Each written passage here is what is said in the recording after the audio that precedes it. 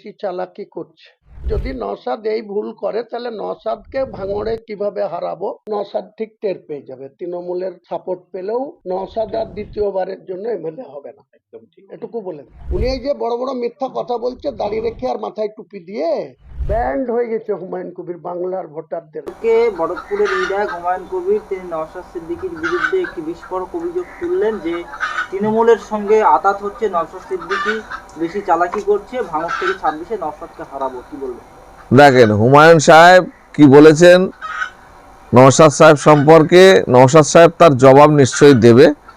আর আমি বলবো উনি রাজনীতির ময়দানে শর্ট টাইমে মানে বড় বেনিফিট আদায় করার যে চেষ্টা করছে, মানুষের ভ্রম আস্তে আস্তে কাটবে, তখন উনি বুঝবেন। আমি ওনার সম্পর্কে বেশি কিছু বলবো না, কিন্তু মানুষের আবেগ নিয়ে ছিনিমিনি খেলার কারোর অধিকার নেই।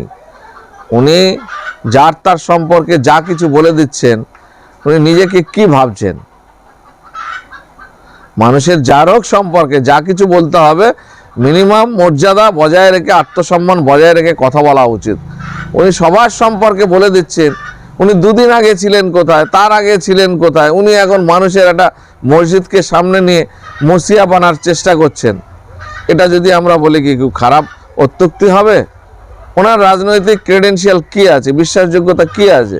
উনি আজকে বলছেন মুখ্যমন্ত্রী আমি হলে যদি বিজেপি সাপোর্ট করে তো নেব, তৃণমূল সাপোর্ট করে তো নতুন। নীতিটা কোথায়, আদর্শটা কোথায়? অনেকেই তো মন্তব্য করছেন যে মুসলিম ভোট ব্যাংক ধরে রাখার জন্যই তাকে নামানো হয়েছে। সেটা তৃণমূলের থাকতে পারে, আমাদের কাছে সেরকম কোনো প্রমাণ নেই, যার কারণে আমরা সরাসরি প্রমাণ ছাড়া কারো বিরুদ্ধে কোনো বাজে কথা বলতে রাজি নই। এখন তৃণমূলের এটা একটা স্ট্র্যাটেজিও হতে পারে, সেটা হুমায়ুন সাহেব জানবে আর তৃণমূল জানবে, আমরা সেটা আর কি করে বলবো। মানে এই যে হুমায়ুন কবির একের পর এক বক্তব্য দিচ্ছেন, প্রথমে ফুরপুরা গেলেন, সমস্ত পীরজাদেদের সঙ্গে দেখা করলেন, আবার তিনি সেখান থেকে মন্তব্য করলেন যে 26-এ আইএসএফ, বাম, কংগ্রেস সমস্ত রাজনৈতিক দল জোট হয়ে তৃণমূলকে হারাবো, আবার এখন বলছেন না নওশাদকে হারাবো। এই যে মেন্টালিটি, কি বলবো?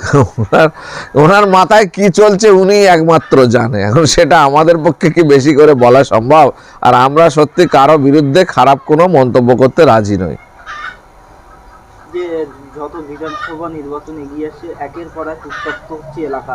দেখলাম হাড়োয়া থেকে এই কদিনে দুদিন তিন দিনে টানা আক্রমণ চলেছে।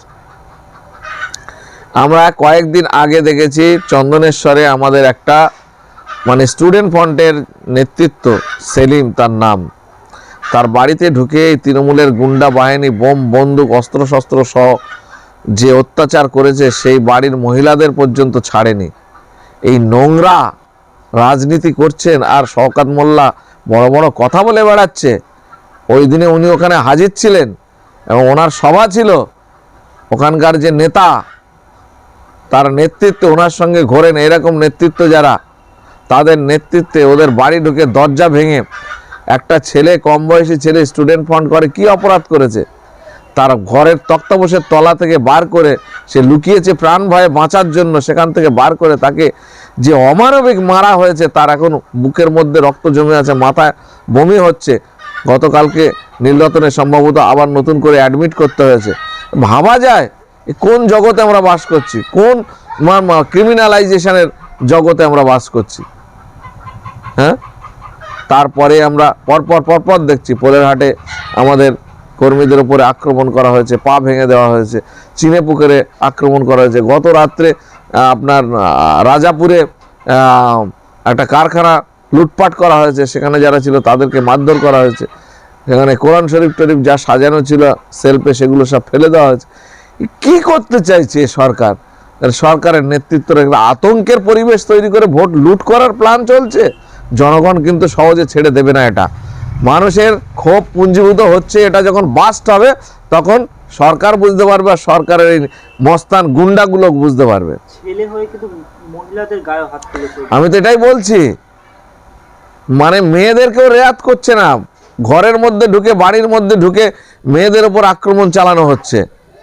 এর ফল কিন্তু সাধারণ মানুষ পাল্টা দেবে যখন, তখন বুঝতে পারবেন।